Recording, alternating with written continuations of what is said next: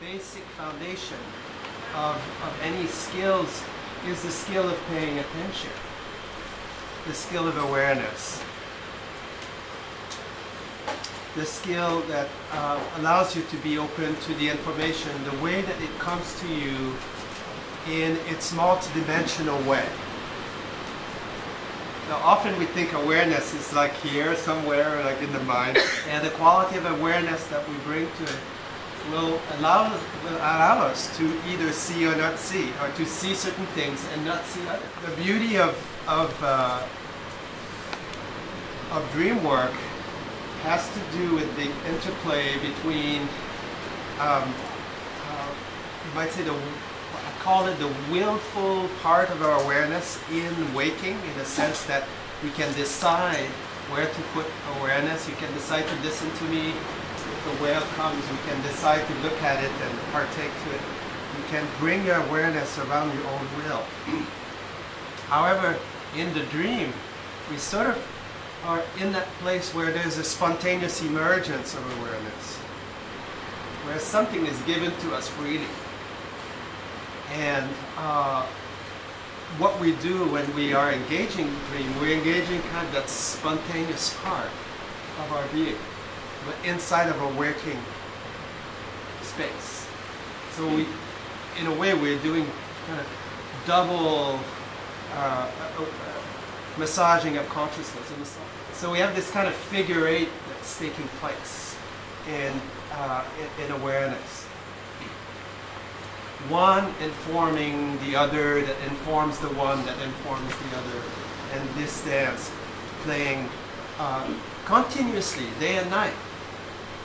Every day, every night.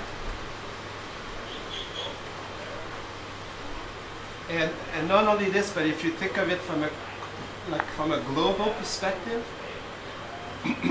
that every day, every night, as half the globe is dreaming. And as the earth moves, you know, and turns in its own revolution, then, you know, we are passing the awakening, or we are passing the dreaming to the next time zone. So the earth is always dreaming. It's always half of the earth is in dream time, like real dream time. And the other half is kind of waking. So we're balancing each other even as a cosmic being.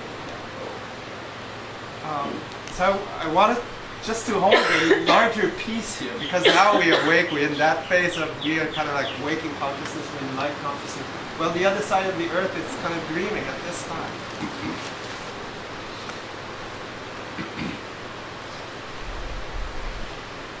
What I was wanting to do this morning is to kind of build up on sort of an exploration of the quality of awareness. And I would like to do at least two practices. One that we'll do on our own, that will guide you through. And I call that dream indwelling. And in a sense, it came out of my own experience of doing meditation contemplation since I'm 16 years old. And I was feeling in my mid-30s that I had kind of two spiritual practice. One was kind of meditative and the other one was dream work. And then I decided, what would happen if I bring them a little closer to one another?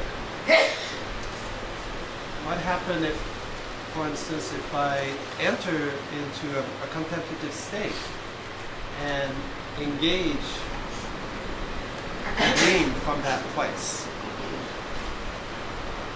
So this is what I would like us to first do this morning, and I'll guide you into. But out of the practice of meditation, what we try to develop is, first of all, acceptance. An acceptance that everything that arises in a space of the mind is okay, is fine. And then the dream being part of this. Everything that arises in the space of the dream is okay. Try to see if we can make our mind sort of like a lake, a quiet lake.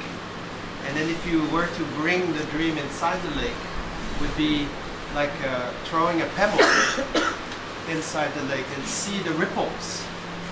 And then just noticing what kind of ripples do you actually feel inside of your own experience. Is it the ripple that is connecting at the body? Is it the ripple that is connecting around the emotion, about the heart? Is it a ripple that comes around the mind? Oh yeah, this is what this image is about. Is it a ripple that connects about memory? Something that you experienced before that, you know, gets replayed inside of your mind right at that moment. So all of these are all entryways into kind of a connecting with the dream. And so I would like to invite the whole entirety of our experience in connecting with dreams.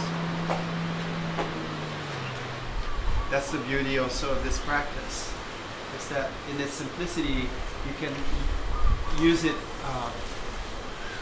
when you wake up in entering back, do a re-entry inside the dream. So you come out of a dream and then you go into this meditative state, half dream state, and then replay the dream, let the dream touch back to re-enter your experience, and then see what is it? What's that dream?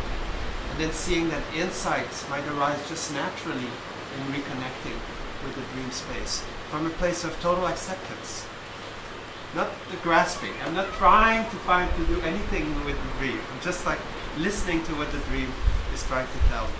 So this is the first practice I'd like us to do this morning. And then the second practice will be a practice that we'll do in pairs. And then we'll start talking a little bit more about relationship. In some sense, it's all about relationship, but the first one is kind of the relationship to the self with the self. And then the second will be self with others. And then the third one will be others with others. And then the fourth one that I'd like to do today would be others towards the self. In kind of larger, engaging a larger field of connectivity. I've been interested a lot, especially in the past 5 years, to kind of bust the myth of dream as personal experience. Dreams are utterly social. And most of the dream is not only you, it's you with another person. Dreams are kind of a social event. I think 80% of the time, that's what science and case is pointing out to us. We can ask the question, like, who's dreaming? Is it the group dreaming you, in a sense, like how can you best be the part of us? Or is it you dreaming about how can I be part of this group? It can be seen from both sides, from both ways. So this practice is a variant on Ramakrishna's practice of who am I? The question, the spiritual question, who are you? Who am I? We'll do it in dyads. So that's why we call it an existential exercise. So it's kind of try to move closer and closer to the essence of that. And then you might pass what I call different layers of the essence of that. So this is a journey inside of an image.